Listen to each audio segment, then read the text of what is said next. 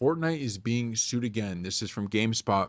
Fortnite's been the subject of lawsuits and other regulatory action a number of times over the years regarding its FOMO driven item shop practices, and now we've got another one for the pile. A new proposed class action suit filed in California and Texas, as reported by Polygon, takes aim at fake countdown timers that would seemingly indicate that an item is leaving the shop imminently, even though very often items would stick around for days or weeks after the timer expired. The suit is not, however, taking issue with the Fortnite item shop as it exists today. The timers in question were removed from Fortnite in 2023 as a result of action by regulators in the Netherlands and replaced last May with new disclaimers on each item in the shop, declaring the exact date and time they will leave the shop. So the suit is about Epic Games' alleged sins of the past.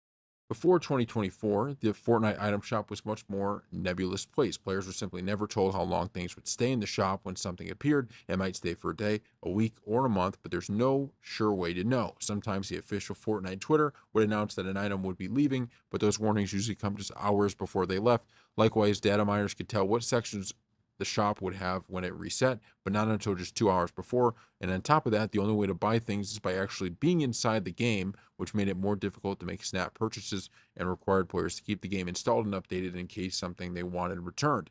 Because of the action in the Netherlands, these issues have already been fixed in the game itself by placing specific countdowns for each item in the shop. So the new lawsuit is apparently specifically about damages rather than correcting the way the shop works. According to the suit, the plaintiffs are children who bought items from the Fortnite item store that Epic advertised with misleading countdown timers, and the proposed class to be compensated is Fortnite players in the USA who were under 18 years old when they made a purchase while these timers were present. An Epic Games spokesperson provided a statement to GameSpot regarding the matter. The complaint contains factual errors and does not reflect how Fortnite operates. Last year, we removed the countdown timer in the item shop and we offer protections against unwanted purchases. This includes a hold to purchase mechanic, instant purchase cancellations, self-service returns for shop purchases, and an explicit yes/no choice to save payment information when a player creates an Epic account and indicates they are under 13. They are unable to make real money purchases until a parent provides consent. Once they do, we offer industry-leading parental controls, including pin protecting purchases. We will fight these claims. So yeah, I mean, let's call it what it is. It's a shady business practice, right? There's no question about it. To put up, oh my God, this is leaving the store and it's not happening, which is, it's a good thing that they're actually not doing it.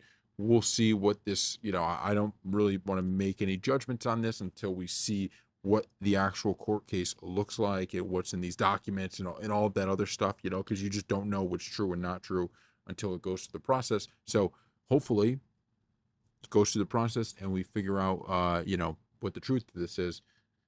But it is pretty crazy. It is pretty crazy, I will say. I've loved Fortnite, but here's one thing that I don't get is that, to me, one of the things, and as you can see on this channel, we do some news on Fortnite, but you don't see gameplay all the time or anything like that.